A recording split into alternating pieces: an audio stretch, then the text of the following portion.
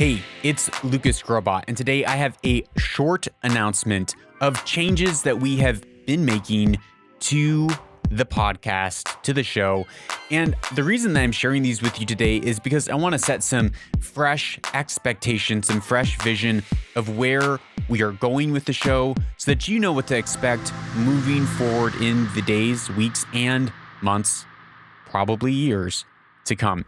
So the biggest change that we have made to the podcast, to the show, is that we changed the name from Own the Future to the Lucas Skrobot Show. Now, why did we do this? I've had some questions like, hey, why are you changing the name? Well, if you are a frequent listener of the show, you would know that we have kind of two different show segments going on. We have Own the Future, which are interviews, normally long form, and then we have Weaver and Loom, which ends up being a solo segment with just me and you on the show where I'm able to riff on some thoughts that I'm having. But that Weaver and Loom segment was always confusing for people, and it was always meant to be a segment within Own the Future.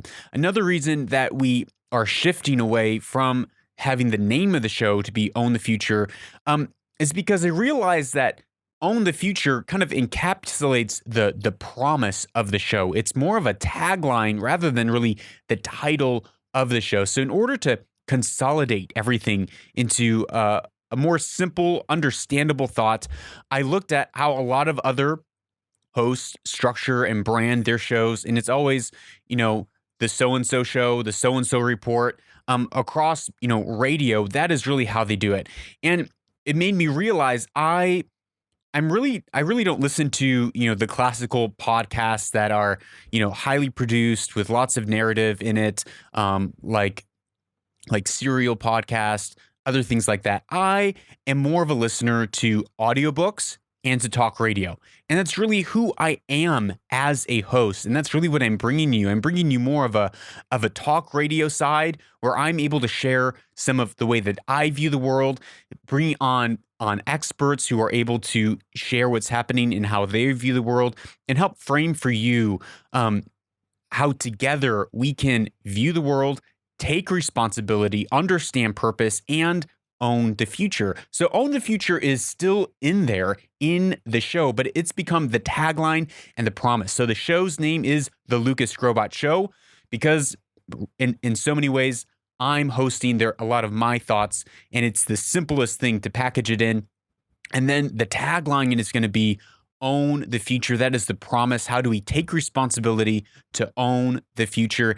And then Weaver and Loom is actually coming into what it's always meant to be, which was a solo segment in the episode where I'm able to share a wisdom thought of the day, a quote of the day, something that I've been meditating on with you to encourage you and to charge you and challenge you to take a new, fresh step of action in your life. So the next question is, how did this all come about? Well, when we were doing Own the Future, and we've done, between Own the Future and Weaver and Loom, we're right around 140 episodes. I don't know the exact count, but the Own the Future episodes were long, really long form interviews where oftentimes we would get lost in the nuances of someone's story, and some people really liked that, some people didn't. Sometimes it turned out really great. Sometimes it just turned out kind of, I wasn't able to carry the show the way that I should have, and just lacked some of that pizzazz, for a better word.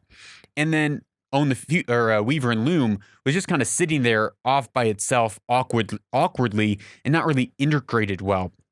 And so we had been doing that for a number of episodes, and back in the beginning of November, I announced, hey, I don't feel like this is in perfect alignment. I feel like there's some things that are off. There's so much life doing the interviews, but I have so much life doing the solo, but it's just not clicking. So I thought it was going to take me a month to figure it out, but here it turns out it took 6 months to figure out. Still been doing weekly episodes since then, but now I feel like after talking to my team, after talking to the show's advisory board, we've figured out a new method. And there was a trigger point. There was kind of this aha moment for us and my team and for our advisory board of where to take the show. And it was when back in the beginning of February when we interviewed Dr. Dawn Curry on COVID-19. And there was something special about that episode. It felt electric, it was focused, it was sharp, and it brought a real competitive value and high information. And that show, more than any other episode, really organically hit and blew up. I got so many messages, so much feedback, and I thought there's something going on here. There's something different about this episode than all the other episodes that we have done. So as my team and I and our advisory board started to break down what were the factors, what made that show special, we landed on a few different things. First, it was timely and relevant. It wasn't just someone's life story. It was timely and relevant, and then it was focused. So we weren't talking about everything underneath the sun, wherever the conversation takes us, but we were focusing on a specific localized topic, not localized geographically, but localized in subject matter. Second, it was that we were speaking with an expert, a renowned expert in the field, where he was able to bring in, amazing information, and I was able to ask hard questions and not have to worry about whether that person knew how to answer, didn't know how to answer. I didn't have to worry about offending or making someone feel uncomfortable because they're an expert in their field talking about what they know, and they're able to, stand on their feet and respond to hard questions. I think that was another thing that made the show so effective. And then the third thing was the time. It was a 40-minute episode.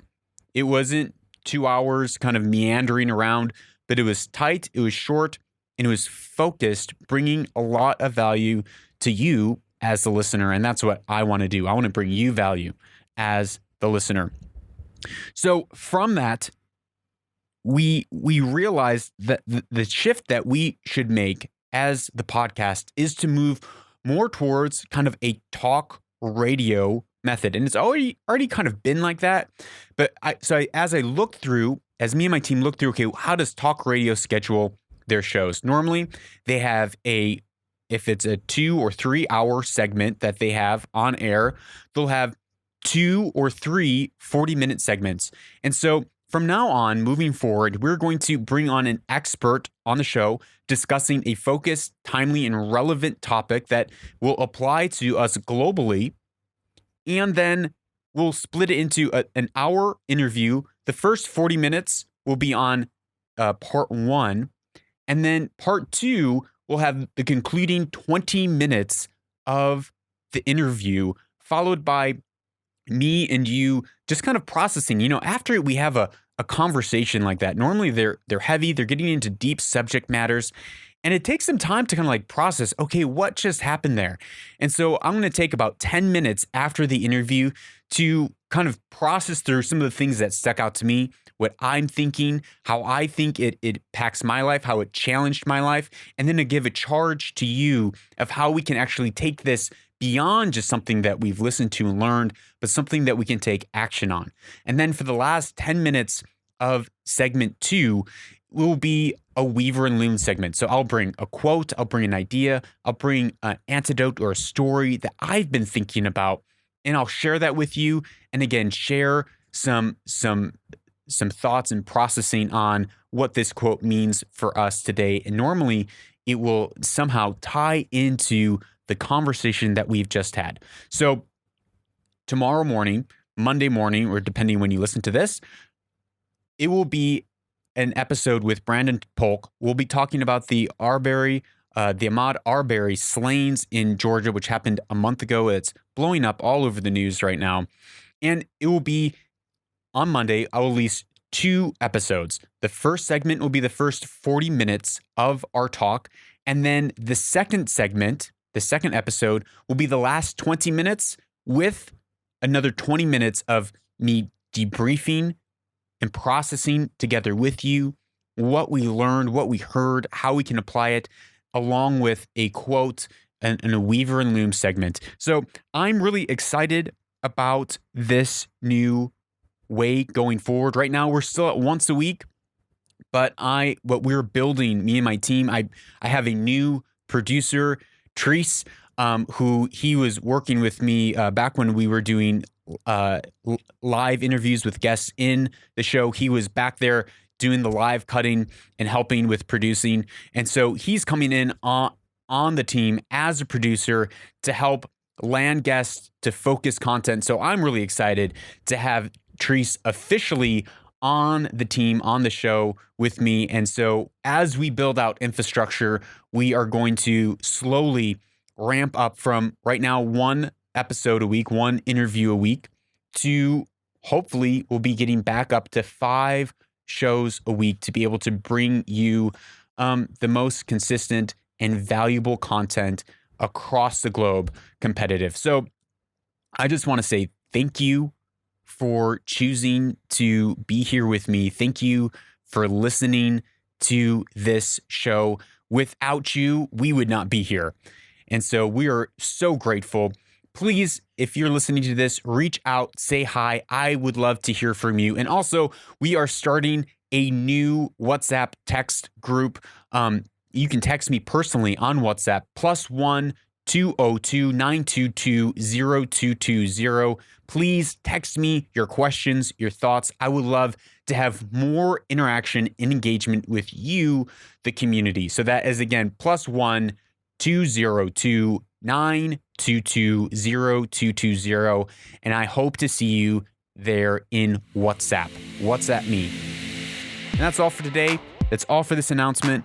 And I look forward to hearing what you think of the new segment, the new structure come tomorrow with Brandon Polk on the Ahmaud Arbery Slanes.